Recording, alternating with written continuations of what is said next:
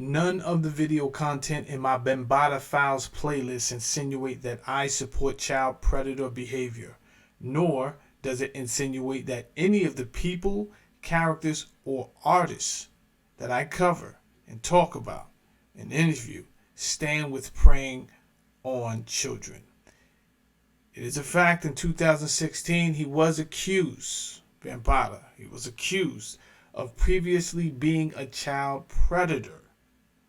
Whether he is successfully sued or prosecuted, I don't support child predators in any sense. However, I believe that hip-hop should not suffer because of the reputation of a few individuals. Let's go.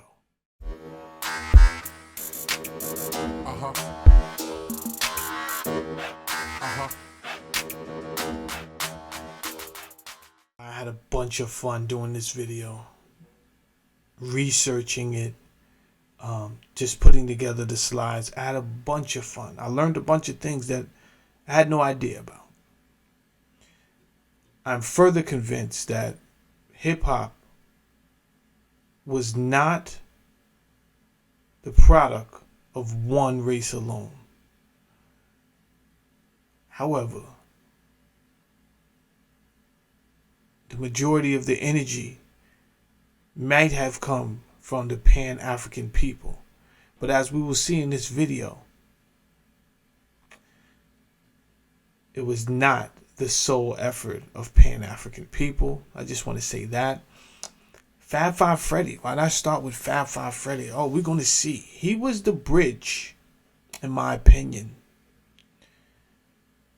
and the main component of why hip-hop got the exposure that it got. Was that all he did? Well, I think inadvertently, Fab Five Freddy introduced African Bambaataa to a lifestyle that I don't know if African Bambaataa was ready for, right? And this was probably all innocent, nonetheless, what I'm saying. We have to get into this video for you to truly understand what I mean. So, without further ado, let's just get into this bad boy. Alright. Hip-hop meets the rockers and hipsters. But how? But how? Huh? What is this marriage between these gypsies, these rock and punk gypsies, and these street magicians and entertainers? Let's find out. Before we do that, I want to give a shout out and a rest in peace to the great K. Slay. If you look all the way to the right, this man right here, that is Mr. Dez. Yes, he was a graffiti writer before he was known as the great DJ K. Slay. This is his graffiti crew in 1982. So, as I'm doing these videos in the Bambaataa Files, I'm going to cover B-boys, I'm going to cover DJs, I'm going to cover MCs, right? I'm going to cover the fashion people. Because, like I said in my disclaimer, I may not agree with behavior that individuals do, but there's no way in the world that I'm going to punish hip-hop, and I'm not going to tell the history of hip-hop. And if that history has something to do with that person, in this case Bambaataa, then yeah, I'm going to do that. So I found a way to tie in a lot of the elements of hip-hop, since Bambaataa is, whether you like it or not, whether whoever likes it or not, even myself, since he is a forefather of hip-hop, found a way to tie that in so that we could still get education and some substance from this crazy energy that's going on right now. All right, so let's just get back into that. So that's a big shout out to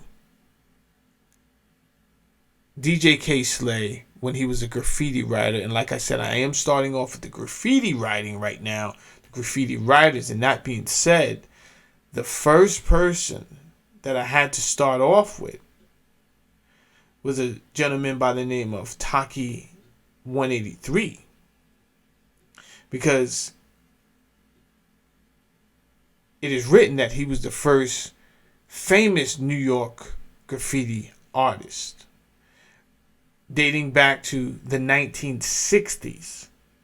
Oh yeah, I got very excited while I was researching a lot of this information, because I'm like, I had no idea who some of these people were. And if it wasn't for this energy right now, even surrounding the museum and African Bambaataa, and me coming up, given the idea from the universe to do what I'm doing with the Bambaataa files, I would never have even known a lot of these people. And there's no way in the world that we can leave out many of these people's names, just leave them out of hip hop. There's no way in the world we could do that. All right? So Taki was actually given the accolades of being the first person to have the numbers behind his name. And the three numbers represent the block that they was usually from.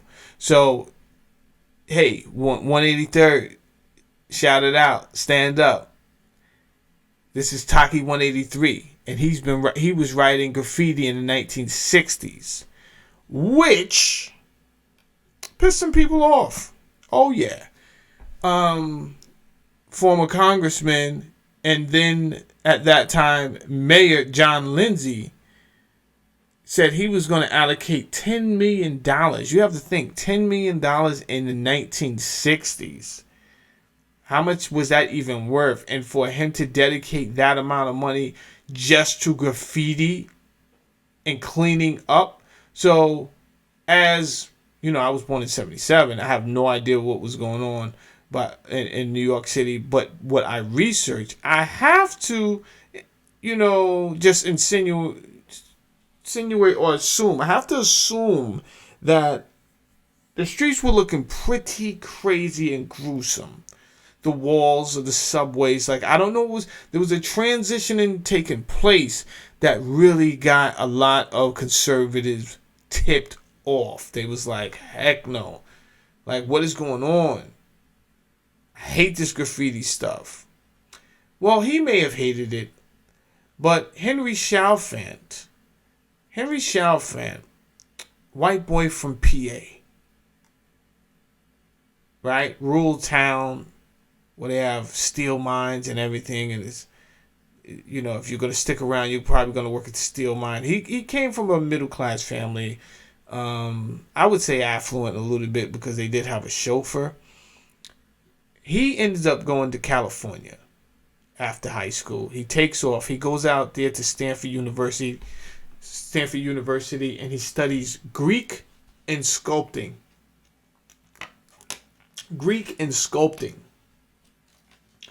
Now, as he's living life, he finds his wife, his actress wife. They're kind of like moving freely all over the globe. They're traveling to Europe so he can study sculpting some more out there. He's a true artist, you understand? But something happens when he hits New York. Like, he's traveling all over, and then he comes to New York in the 60s. And he's like, what? Like, what is this? Like, this art that he's seeing all over the trains, the colors, it's like everywhere. He's like, what? And he decides to move back to New York. Well, moved to New York in 1973. And from 76 to 79, he's just out there shooting on the trains and building relationships. And one of the people that he meets as he's out there shooting, and mainly on the weekends. He's out there shooting, he has a still camera, and he meets another guy who's out there with his still camera, and he's shooting, right? Artist by the name of Nako, a.k.a. Dondi. Now, Dondi now, to our true graffiti historians or hip-hop historians, they really know, like, this name Dondi is in the pantheon of the gods of graffiti. Like it's a name that, if you're in this culture, is reverenced. Just his luck, your boy meets with him. Yeah. Dondi tells him, yo, come by the bench. Now, benching was this thing where writers would meet casually, right?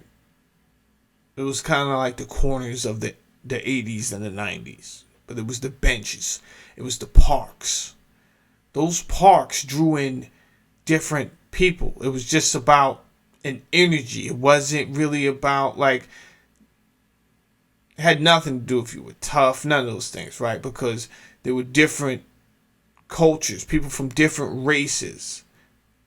There was homeless people there, poor people, but then there was affluent people there, and people that came from Jewish households with money. Like, everyone was there. If you was there with the energy, you're just there, right? And he meets Dondi. Dondi says, yo, come by the benches. And then what Dondi does is he kind of like introduces him to other people, other artists, right? So he's in the fold now, Henry, just like that, following your dream. This is such an inspiration to, like, whoever. Just kind of like follow your heart sometimes, because there's no right or wrong answer. It's just like, yo, just do it. Just, if it's in your heart, like, do it. Positive things, though, right? Let's be logical. And as he's taking these pictures, whereas an artist or a younger artist that really admire the style of someone else, where they're only able to see these other people's work on moving trains really fast, now what Chalfant has done is take these pictures and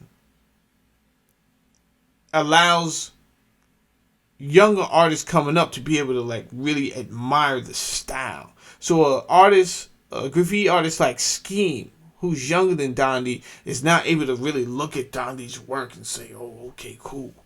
And then borrow inspiration and take his artwork to another level. Shout out to Scheme, by the way. And in 1980, after covering these trains and all these art pieces and just following around these graffiti artists for 3 years, Chalfant decides, I'm going to do an expo, right? Now, I just want to stop everybody right here. I don't see this as culture vulturing, because this could have went any way. Henry Chalfant could have got out there, and guess what? Nothing could have happened with those photos, which tells me he just was doing what he loved to do. He's just out here shooting. No one paid him to go on the trains and shoot. So this is a white boy who's out there shooting graffiti, who happens to meet a black Italian artist from Brooklyn who brings him in the fold. We have to stop these nonsensical conversations about black people owning hip-hop. But let's continue on, because you're not going to believe me anyway.